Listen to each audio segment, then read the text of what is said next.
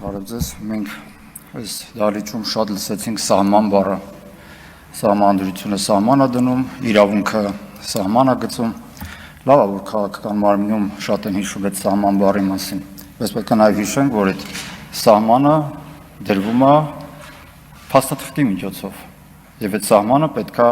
պահպանվի մարդկանց միջոցով։ Պարոն Խուդայանը լավ արեց, որ թվարկեց այդ քննիչների, դատավորների,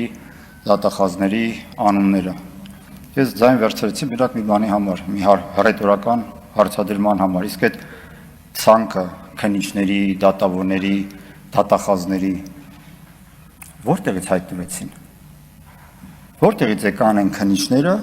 այն դատախազները, մեկը չէ, երկու չէ, եւ այն դատավորը,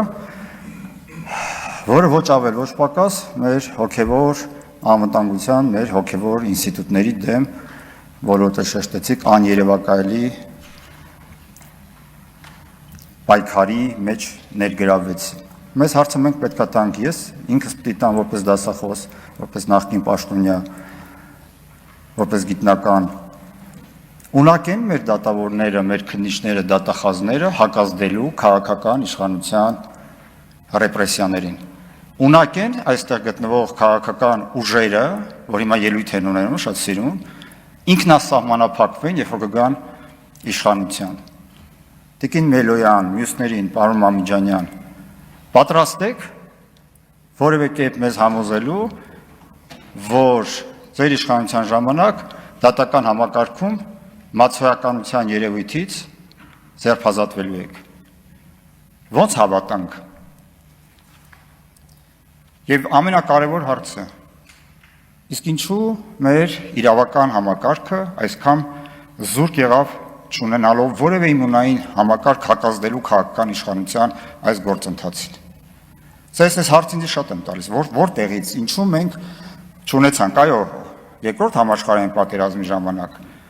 մենք առերեսվեցինք նրա հետ, որ իրավաբաններն ու բժիշկները դրանք են հրեշավոր գործիքներն էին, որոնք օգտագործվեցին քաղաքական իշխանության համար, բայց այն ժամանակվա իրավունքի ընկալումը, փիլիսոփայությունը մի փոքր այլ էր։ Դրանից հետո մենք սկսեցինք այդ ձեր շատ օգտագործող իրավունքի գերակայություն բառը ներմուծել մեր գիտակցության մեջ։ Բայց ես որ գալիս է իրավունքի գերակայությունը պահելու ժամանակը, մենք հասկանում ենք, որ կարծեք թե չկա մարդ, որը ունակ լինի դիմադրելու այն քաղաքական ուժին, որը ոչ միայն անցնում է օրենք եւ այլն այդ սահմանները, այլ անում է այնպիսի բաներ, որոնք որ երևի երկրորդ համաշխարհային պատերազմի ժամանակ են եկել տեղ ունեցել։ Հիմա գլխավոր հարցը այդ է, որ մենք պետք է կարողանանք հասկանալ որտեղ մենք սխալվեցինք, որ չձևավորեցինք այն իրավաբանին, որ կարողանա օրինակ Ամերիկայի գերագույն դատարանի նման կանգնի ասի, նրանք էլ մի էքսցենտրիկ ղեկավար ունեն։ Նրանց հրամանագիրը, տնտեսական բնույթի հրամանագիրը անվավեր ճանաչի։ Ճանաչեցին, չէ՞։ Հիմա կարանք ասենք նրանք ուրիշ համակարգ ունեն, ուրիշ մշակույթ ունեն եւ այլն, բայց չէ՞ որ մենք նրանց կատեգորիաներն ենք օգտագործում որպես այդպեսին, չէ՞ որ մենք էլ ենք ասում իրավունքի գերակայություն, չէ՞ որ մենք էլ ենք ասում սահմանադրություն, սահման դնել։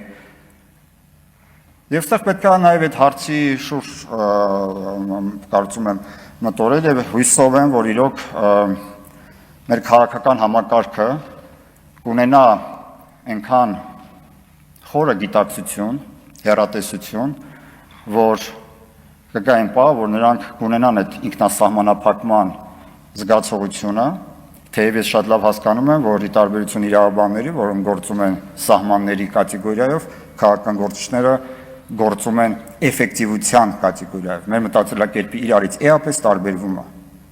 Եվ եթե կարողանան մի փոքր խորքային փիլիսոփայական իմաստասիրական մոտեցում ցուցաբերեն մեր քաղաքական ուժերը, ապա կարծում եմ նաև կհասկանան, որ երբեմն այո, այս իրավիճակների համար չհայտնվելու նպատակով պետք է երբեմն ինքնասահմանափակվել